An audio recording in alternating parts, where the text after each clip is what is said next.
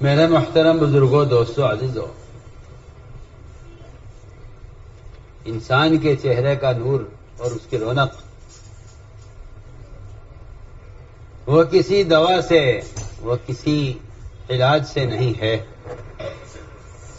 یہ بھی نہیں کہ آدمی خوش رہے تو چہرے پر رونق ہو، یہ بھی نہیں۔ دو چیزیں ہیں جس سے مومن کا چہرہ چمکتا ہے۔ ایک پہلی چیز، جو لوگ جتنا لایانی کاموں سے اور لایانی باتوں سے بچتے ہیں ان کا چہرہ اتنا ہی زیادہ منور اور اتنا ان کا چہرہ چمکتا ہوا رہتا ہے۔ اس لیے کہ جو قلب کی حالت ہوگی وہ چہرے کی حالت ہوگی۔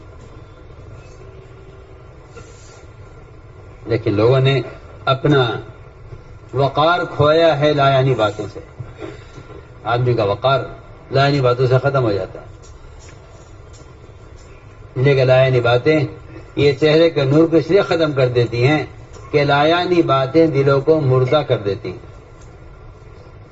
تو دل مردہ ہوتے ہیں تو چہرے مردہ ہوتے ہیں، دل زندہ ہوتے ہیں تو چہروں پر بشاشت ہوتی ہے۔ اس لیے حدیث میں آتا ہے کہ ہنسنا دلوں کو مردہ کر دیتا ہے۔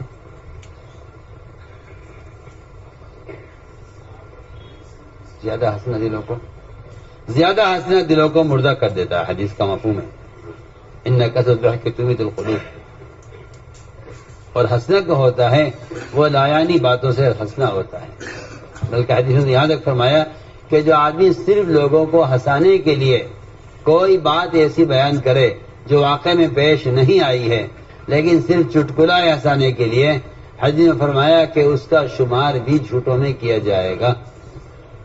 فرمایا ہوا احد الکذابین، وہ بھی جھوٹوں میں کا بڑا جھوٹا ہے جو صرف لوگوں کو ہنسانے کے لیے ایسی بات بیان کر رہا ہے جو حقیقت میں پیش تو نہیں آئی ہے لیکن وہ بات بنائی گئی ہے لوگوں کو ہنسانے کے لیے۔ اس لیے ہم تو سمجھتے ہیں کہ چٹکلے بنا کر سنانا یا پڑھنا حرام ہے، جھوٹ ہونے کی وجہ سے۔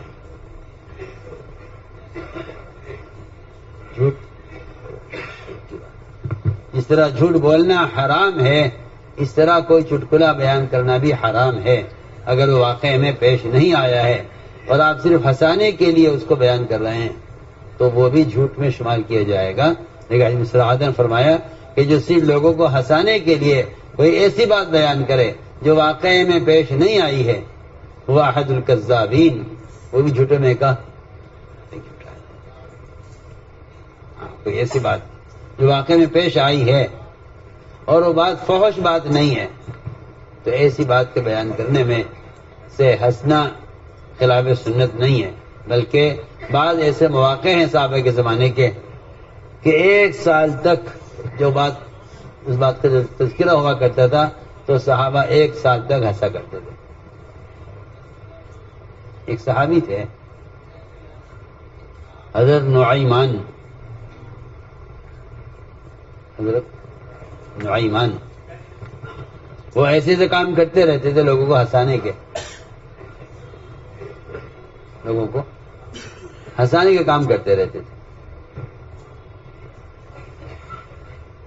تو بعض کام تو ایسے کر گزرے وہ کہ اگر آج کوئی ایسا وہ کام کر لے تو آپس میں خون خرابہ ہو جائے، فساد ہو جائے، جھگڑا ہو جائے، اور وہ لوگوں کو ہنسانے کے لیے ایسے مذاق کر لیا کرتے تھے۔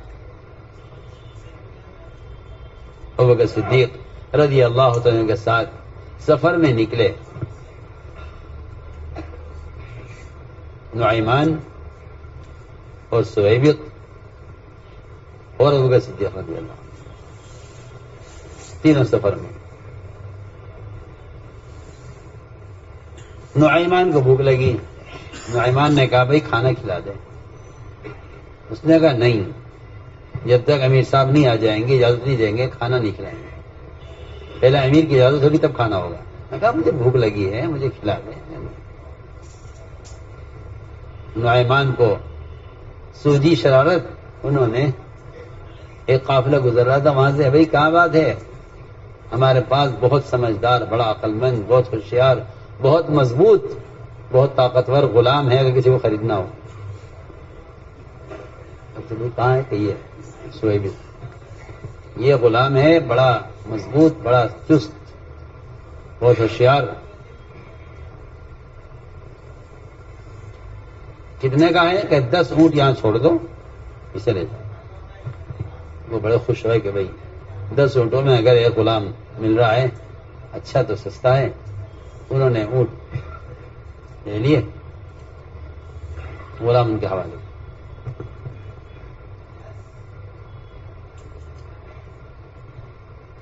بھیج دیے ان کو اونٹوں کے بدلے.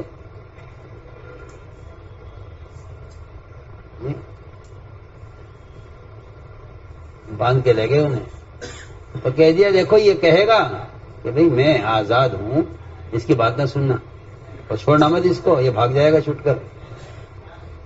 وہ باندھ کے لے گئے انہیں.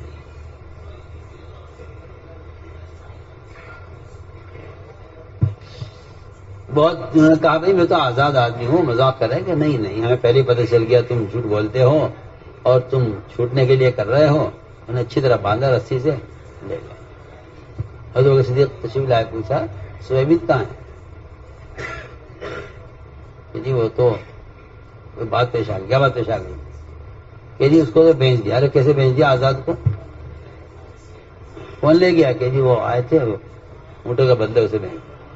اور بھاگے ان کے پیچھے، جا کر ان کو پکڑا، ان کے اونٹ واپس کیے، حضرت شعیب کو چھڑا کر لائے کہ بھئی یہ تو آزاد آدمی ہے. تو اس طرح کے مذاق صحابہ کرتے تھے. تو جب بھی اس قصے کا ذکر آتا تھا آپ صلی اللہ علیہ وسلم کے سامنے، آپ اور آپ کے صحابہ اس قصے پر ہنسا کرتے تھے 1 سال تک. اور بھی واقعات ہیں بہت سے، لیکن وہی بات ہے کہ جب آپ سے محبتیں ہوتی ہیں آپس میں تو پھر مذاق نبھ جاتے ہیں، اور جب آپس کی محبتیں ختم ہو جاتی ہیں پھر کسی کے ساتھ کسی کا مذاق کرنا وہ بھاری پڑ جاتا ہے. تو میں نے اس پر عرض کیا تھا کہ صحابہ کے زمانے میں ہنسنا ہنسانا ہوا کرتا تھا، لیکن واقعے کے خلاف کوئی بات کہنا یا واقعے کے خلاف کوئی واقعہ بیان کرنا، اس کو جھوٹ بولنے والوں میں شمار کیا گیا ہے، اس سے گناہ ملتا ہے. لیکن آج کل لوگ جھوٹے لطیفے، جھوٹے چٹکلے بیان کرتے ہیں، ہنستے ہیں. ایسے ہنسنے سے دل مردہ ہو جاتا ہے، اس لیے کہ جھوٹ بولنا گناہ ہے. ایک تو یہ ہے سبب کہ چہرہ کا رنگ جاتا رہے، نور جاتا رہتا ہے ہنسنے سے. دوسری بات یہ ہے کہ جو لوگ اپنے دلوں میں مسلمانوں کی طرف سے کینہ رکھتے ہیں یا حسد رکھتے ہیں اور جن کو صاف نہیں ہوتا مسلمانوں کی طرف سے، ایسے لوگوں کے چہرے سے بھی نور ہٹا لیا جاتا ہے. چنانچہ ابو دجانہ رضی اللہ تعالی عنہ بیمار تھے اور بیماری میں چہرہ چمک رہا تھا، حالانکہ آدمی کا چہرہ بیماری کے اندر مرجھا جاتا ہے، بے رونق ہو جاتا ہے. زید بن اسلم کہتے ہیں کہ ابو دجانہ کے پاس ہم داخل ہوئے، وہ بیمار تھے، وہ ان کا چہرہ چمک رہا تھا. ان سے پوچھا گیا آخر کیا بات ہے، آپ بیمار ہیں، آپ کا چہرہ بیماری میں چمک رہا ہے، کیا وجہ ہے؟ فرمانے لگے کہ میری زندگی کے اعمال میں سے کوئی عمل اتنا بھروسے کا نہیں ہے جتنے 2 عمل میرے پاس بھروسے کے ہیں. 2 عمل میرے پاس، میری پوری زندگی کے 2 اعمال میرے بھروسے کے ہیں.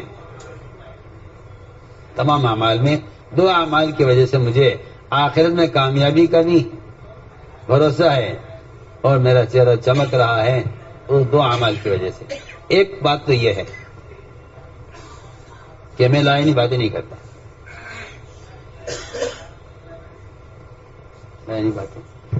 لائنی باتیں وہ آدمی کرتا ہے جو دعوت اور عبادت میں مشغول نہیں رہتا.